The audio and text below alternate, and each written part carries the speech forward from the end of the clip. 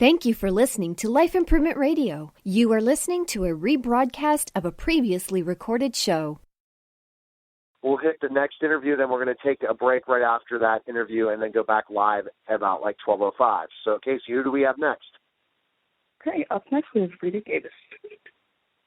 All right, fantastic. Hi there. Hi, Rita. How are you? I'm great. How are you doing? Good. We're just rolling through.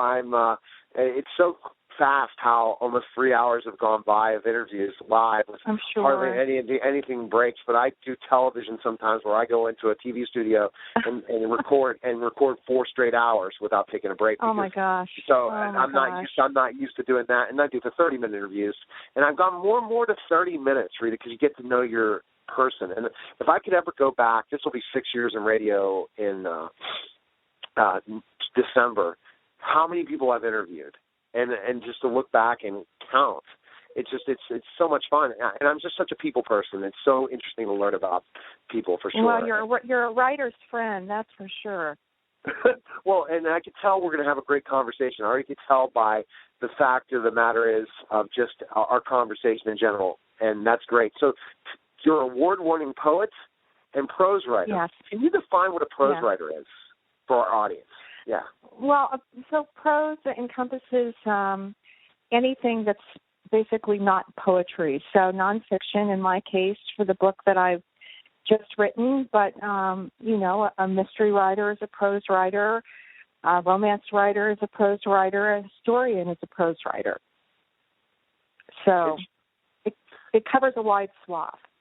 It definitely seems like it. And I'm like, so you've educated me right off the bat from that. So tell us a little bit about your background, how you became a writer. So I started writing quite early. My métier is poetry. I began as a poet, and that's what I teach at Hunter College in New York City. But about 6 years ago, through happenstance and some information that came my way, I became, to my astonishment, a prose writer and somewhat of an investigative reporter. From Europe to Israel many times, did research in archives from 6 or 7 different countries for my book, A Guest at the Shooter's Banquet.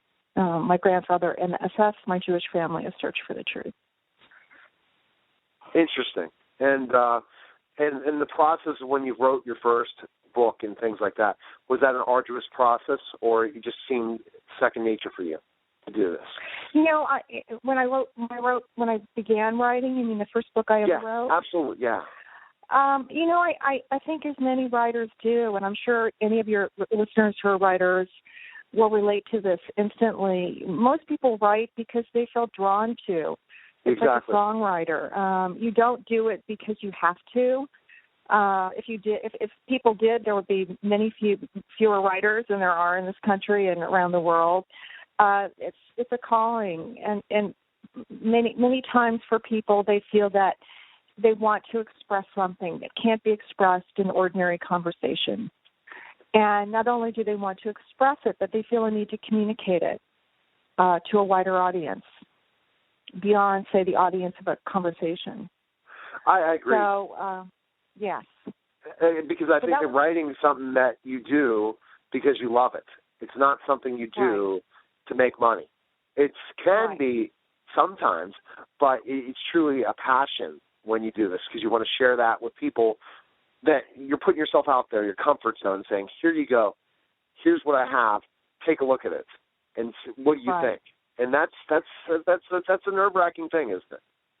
Well, it can be. I mean, it depends on, I think once you're truly wedded to the writing process, you'll do almost anything on behalf of that process because there's really no turning back. When I teach, I teach both college and post-grads, and sometimes they'll say to me, especially early on, well, do you think I have what it takes to be successful? And I say, if you're writing to be a success, then you shouldn't write. Because, first of all, that's such a subjective term. What does that really mean? And second of all, the writer's life is very unpredictable. You may find success with work that you consider to be perhaps the least challenging, and for you as a writer, the least important work that you've done. or vice versa. You never know. Audiences are fickle, and the fate of a writer is often strange, interesting, and mysterious. Agree. All right, let's get to this, and then I think it's interesting to talk about the title, and I think that a guest at the Shooter's Banquet, and right. So and looking at the Jewish family and looking at specifically the times of the difficulties of the Holocaust and things like that. We're kind of speaking about this today in another part of the world. So it's a perfect way to get your conversation out about your book and what the Jewish people have gone through, which now is happening to people in war-torn countries and yes. genocide that's happening in ways. Yes, and it's so interesting because my book deals with, first let me just say briefly for your listeners, I come from a blended family. My father's side of the family is Eastern European Jew. My mother's side of the family is first-generation Lithuanian Catholic. My Lithuanian Catholic grandfather, who I knew quite well as a child, was portraited all of my life as being a hero who had gotten his children out of Lithuania as the two front lines were collapsing at the end of World War II. I found out 6 years ago that he actually had been a rather high-level collaborator under the Germans in Lithuania in a region where 8,000 Jews were gathered together in the fall of 1941 and slaughtered. So I was just recently in Tel Aviv and actually at the Lithuanian embassy in D.C. the other night, and someone raised just the very smart kind of issue that you raised, which is the way the world is turning now. There are echoes back, and they're not the lines back aren't clear. You know, there's not a direct correlation. But certainly, as soon as I heard the news about Paris, I thought about people in a country slaughtering members of that home country, taking orders from someplace else, from someone else, and I felt a very powerful resonance with the many years of research I did in my book, because in my book, because of my, obviously my relationship to my grandfather, but also for historical reasons, I really wanted to understand the different kinds of collaborators there were, motivations in a particular geographical setting, people who did what they did because a gun was to their head, people did what they did because it was a moral choice that they made. Yes. And what was it of the time and of the place that allowed that kind of choice to be made? And, we turn on the news right now and the same questions are being asked. How can this be happening? Yes, it's definitely, I study history and there has been turmoil like this before in our nation, but also all over the world in certain aspects. But we are at a tipping point for sure. Yes, and I agree with you. The amount of hatred, and I kind of speak about this because I am definitely politically different than some people that I've interviewed today. But the fact as someone that leans towards the right when it comes to social issues, I can't even find a political party anymore because the ultimate thing is I'm a devout Catholic that really resonates with what the Pope's saying in so many ways that I can't get in these conversations. I won't get in these conversations. All I care about is social issues and things that the Holy Father is speaking about, and I'm done. Everything else, I interview so many from a variety of backgrounds, and I understand their viewpoint. And so when looking at this and looking at this time, here's a question that just came up for me. The way this is happening had to happen in the Holocaust. Compared to what is happening to Christians in the Middle East and how they are being slaughtered in certain aspects as well, how can we look at the people that are doing it? And I think you already spoke about it. Let me just say one thing, and that is that Muslims are being slaughtered too. And absolutely, I think it's very important that we remember that. Oh, absolutely. I mean, everyone, but definitely anyone who does not have the belief, especially if we're talking about ISIS that are Sunni Muslim, that they're not Sunnis, they're done. They're going to be killed off as well. Right. That's a great point you made. Right. I'm just sure. But there's not many Christians in the Middle East. That's the thing compared to Right. I mean, Muslims. I think Yeah.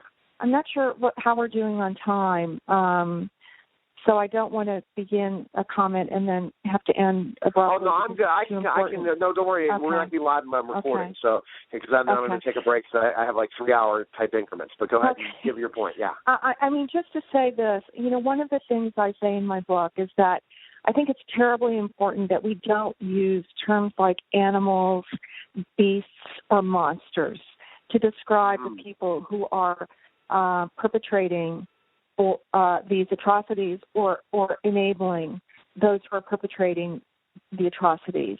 Because what we've seen over time is that that humans are somehow capable in certain situations of these horrendous acts. And unless we accept, that terrible extreme of our own humanity, yes, we'll never be able to understand the conditions that ultimately create the terrible events that we're witnessing today. Completely agree. And I completely agree with you with that whole point, because the fact is that people who did the atrocities in the Holocaust were told by others to do it based on ideology, based on brainwashing, right, based on fear of dying. Well, the same right, thing. And often I think the ideological point is tremendously important. And if there's an echo from past to future or to present, I think that's one of the key echoes. When the Germans came in, and most Lithuanians did not like the Germans, but there was a kind of gelling of anti-Semitism, of a correlation of the Jewish Bolshevik who had to be exterminated, that made the Germans' job much easier. So an ideological, partnership is extremely potent in wartime. And we know that the people who are perpetrating these acts that we're seeing today consider themselves to be at war. Yes, definitely.